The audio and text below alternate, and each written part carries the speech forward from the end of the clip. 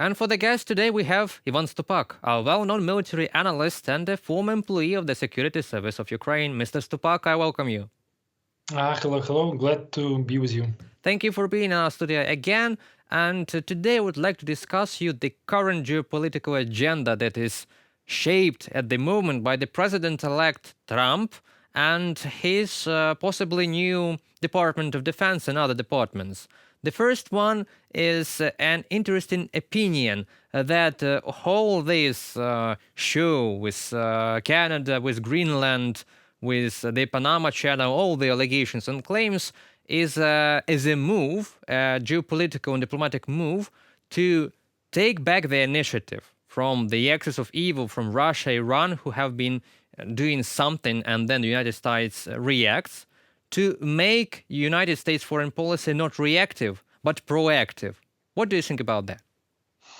Oh, it's a tricky question. Look, currently, right now, we are not totally sure what would be foreign policy of Mr. Trump and his team after January the 21st January, after his inauguration as the president of the United States. Nobody knows. Nobody knows about his team. Nobody knows about, for 100% about his advisors, his people who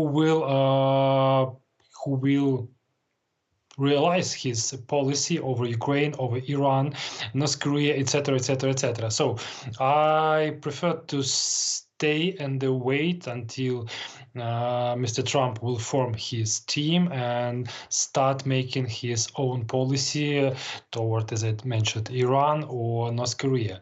And currently, right now, we are totally sure, and lots of rumors we can hear that Mr. Trump he definitely realized that it's impossible, totally impossible, to finish Russian-Ukrainian war in 24 hours, as he declared before election campaign. So now he understands that it will take probably several months. It's to reduce this war or to move it toward the finish. And also we have the hearings in the United States about the new nominee for the defense secretary. And on that hearings, he said that we know who is the aggressor and we know who defends. We would like Ukraine to be in the strongest position possible. Do you think that will change the United States policy according to Ukrainian aid, the support for Ukraine in this war against Russia, will lead to escalation, or this will deter further escalation from the Russian side? Unfortunately, right now, these words are not enough to reduce this war, to move to the peace, to the point of ceasefire. I will explain you why. Because Secretary of Defense, it's just a position. Okay, he is the highest official in military hierarchy, but he totally depends on political decisions of Mr. Trump.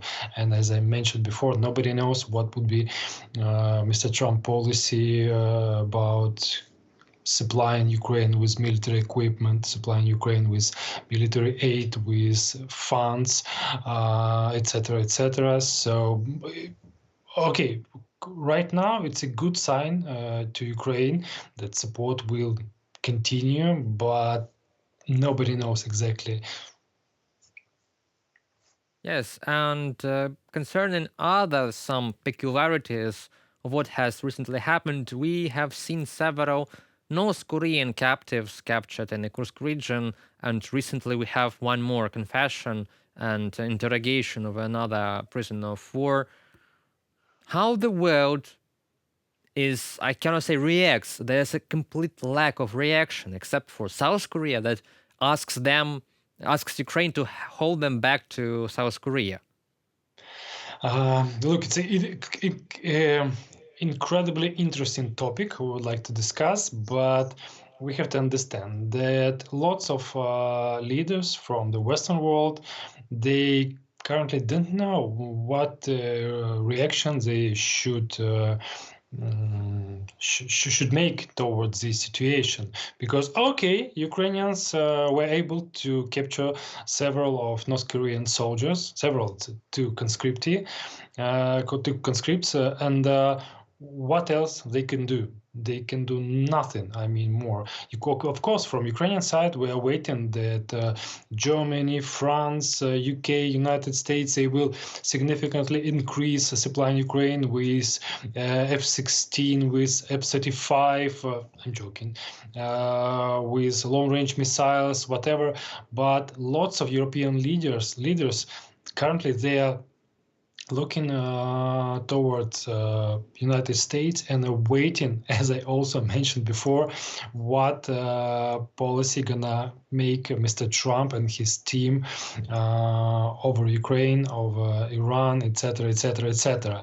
So now we have some kind of stalemate in foreign policy and in European Union. Nobody knows how to react, what they have to do, and as we know, some countries, for example, Germany, now suffering some crisis.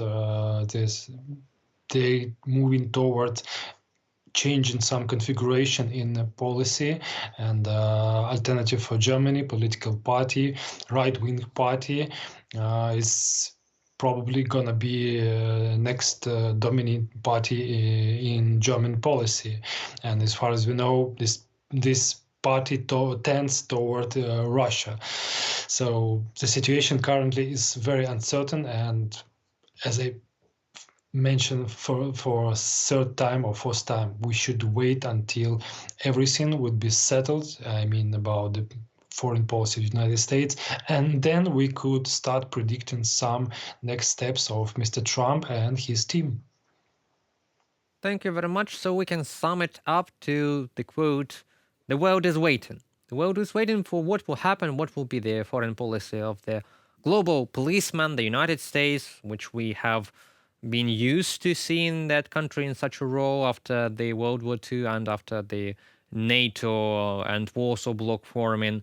And also, maybe the world leaders and some parties will understand that tending to such populist politicians is not the way to fix problems, because populism doesn't solve problems. It promises to solve problems. We have right now in Slovakia that Robert Fico will be presented with a votum of not believing him. So it will be a question. Yes, a votum of not believing him, and another also elections possibly in Slovakia because of his Moscow trip and his pro-Russian policies and tendencies and rhetorics. So pro-Western and opposition parties will initiate that process. Yeah, and look, in general term, what we have discussed with you, the world, I mean, progressive world, progressive countries, they are in a standby mode. So everyone is waiting what's going to be next. And as you mentioned about this example of Mr. Fico, it's just one more example that everything could be changed with a finger clicks. That democracy is working, but currently democracy is not so reactive. It's more reactive, yeah, but not proactive as dictatorships, because dictatorships are more effective in some turbulence, in some decision making, but democracies are too slow, lots of discussion, lots of opinion, and time is running out. Yeah, I believe that being proactive in the authoritarian states is because they don't have to plan elections. They don't have to win power back again from the nation, from the people. And all depends, everything depends on a decision, but by only one person. It doesn't matter. It was Nicolae Ceausescu, Vladimir Putin, Bashar Assad. They are all dictators, and they have enormous rights, enormous power within their countries, and they could make some decisions very quick, very fast, very effective, as we could see about cooperation with North Korea, with Iran and Russia. And for right now, about 60% of supplied shells to Russian army, they were supplied by North Korea. So also North Korea quickly respond on the request of Russian Federation and supplied Russia with about 11 to 12 thousands of North Korean soldiers. So it's very quick response. Thank you very much, Mr. Stupak. So we have finalized that the world is waiting for something to happen after January 20th. And I'll ask our viewers to remind how Nicolas Ceausescu and Muammar Gaddafi and even Bashar al-Assad, how they ended. So these were dictators not so long ago, from the late 80s to 2024. All dictators tend to end their rule very violently and not in their favor. For sure. Thank you very much for being in our studio today, Mr. Stupak, and hope to see you again. Thank you.